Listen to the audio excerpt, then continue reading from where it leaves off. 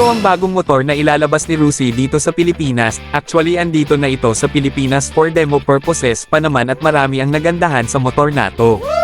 Dahil sa ang dami ng nagsilabas ngayon na motor na adventure scooter kaso nga lang ang mamahal ng presyo, nandyan ang Honda ADV, nandyan ang Skygo PPV, meron din sa Bristol at kung ano-ano pang mga adventure scooter ang meron dito sa Pilipinas, pero hindi naman lahat afford ang mga presyo nila, kaya big thanks tayo dito kay Rusi dahil naglabas sila ng adventure scooter na hindi naman nagpapahuli sa itsura lalo na sa features at mas mura pa ito, kaya kung medyo tight ang budget tapos nangangarap ka magkaroon ng adventure scooter, baka ito ang para sa'yo. Ito ang Rusi Adventure X150i. Isa itong dual sport adventure scooter na kung saan pwede ito sa city driving o sa off-road na daan, dahil ang mga gulong nito ay naka dual sport na at may sukat itong 110/80/14 sa harap at sa likod naman ay may sukat na 180/70/13, mas maliit yung gulong niya sa likod compare sa harap, 150cc na pala ito kaya hindi ka naman bibigwin pagdating sa kanyang performance dahil alam naman nating lahat na malalakas din ang mga motor na galing kay Rusi. Highlight sa motor na ang pagiging 4-valve niya at naka-water-cooled na din ito,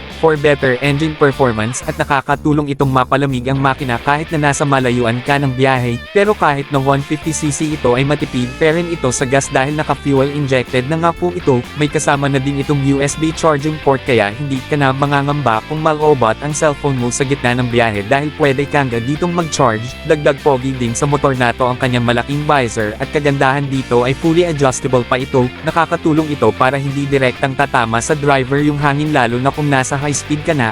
Sa unang tingin mo palang para bang may kamukha siya na motor at naisipan ko hawig pala siya sa Italjet Dragster 200, pero konti lang naman.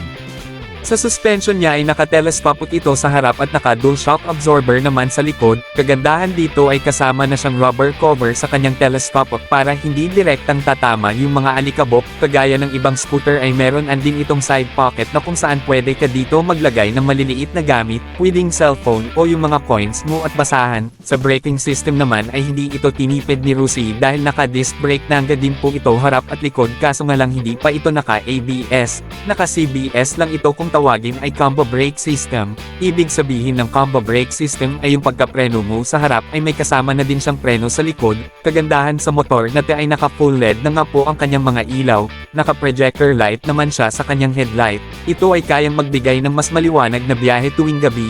Napakali din ng kanyang taillight kaya mas lalong visible nito. Napaka-elegant tingnan itong Rusi Adventure X150i at napakaangas ng kanyang mga decals at mga edges. Naka-naked handle na pala ito kagaya ng mga ibang adventure scooter at naka-upright riding position ka dito, kaya hindi ito nakakanganli sa malayuang biyahe. Magiging comfortable talaga ang rides nyo dito sa motor na kasi napakalapad ng kanyang upuan. Estimated fuel tank capacity nito ay mga nasa 8 to 10 liter. Sa mga ibang technical specs nito sa tingin hindi ito lalayo sa specs ng Hyundai T6. Sa dimension nila siguro pareha lang pero sa engine specs hindi sila pareho kasi nga yung Hyundai T6 ay 125cc lang. Meron na din itong dalawang magkahiwalay na grab bar sa likod at sa tingin ko matibay naman ito. Meron pala itong seat height na 810mm, wheelbase naman na 1340mm, ground clearance na 120mm. Base ito sa specs ng Hyundai T6.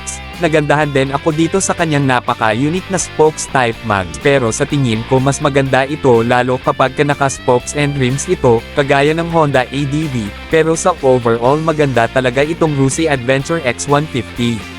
Marami siyang mga features at mataas ang kanyang ground clearance, hindi ito madaling sasayasad sa mga humps o malalaking bato na pwede mong madaan sa biyahe.